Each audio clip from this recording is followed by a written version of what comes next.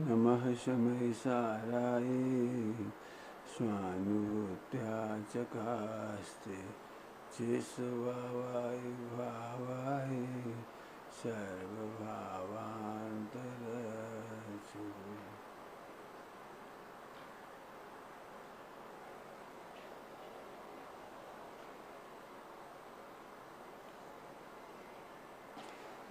छंद पढ़ेंगे। ज्ञान को सहज ज्ञेयाकार रूप परिणवे, यद्यपि तथापि ज्ञान ज्ञान रूप कयो है। कल अपन ने ज्ञान ज्ञेय की चर्चा ली थी। आज 4-5 छंद हैं उसी की पोषणा में। सुनने से तो कोई फायदा नहीं होगा, लेकिन सुन करके यदि उपयोग लगाओगे और ये 4-5 छंद नहीं बल्कि पूरे छंदों में दिमाग लगाओगे तो ये बहुत अच्छी बात, सम्यक दर्शन का विषय आपको मिल जाएगा। क्या बढ़िया बात कह रहे हैं। देखो, ज्ञान को सहज ज्ञेयाकार रूप परिणमे, तथापि यद्यपि तथापि ज्ञान ज्ञान रूप कयो है। ज्ञान ज्ञेयाकार रूप परिणमित होता है और फिर भी ज्ञान ज्ञान रूप रहता है। ऐसा कहकर ये कह रहे हैं कि ज्ञान ज्ञेयाकार रूप परिणमित नहीं हो जाए। फिर से बोलूं, ज्ञान को सहज ज्ञेयाकार रूप परिणमे। ज्ञान तो सहज ही ज्ञेयाकार रूप परिणमता है। एक हो गया ना अर्थ। और फिर क्या कह रहे हैं, यद्यपि तथापि ज्ञान ज्ञान रूप रहो है। इसका मतलब है कि ज्ञान ज्ञेय रूप नहीं हुआ। पहली लाइन में कह रहे हैं, पहले पद में कह रहे हैं ज्ञान ज्ञेय रूप परिणमित हो रहा है, सहजपनी हो रहा है, सहजीपनी हो रहा है, सहजपनी बिल्कुल अपने आप। और फिर कह रहे हैं उस रूप परिणमित नहीं हो रहे। अब ये संधि बैठनी चाहिए।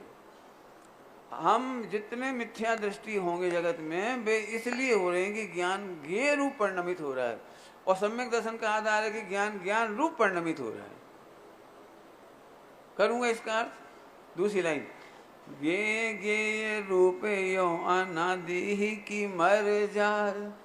गे गे रूप अनादि काल की मर्यादा है, वस्तु का स्वरूप है। गे गे ही रह सकते हैं, गे गे रूप ही रहेंगे, गे गे ज्ञान बन ही नहीं सकते।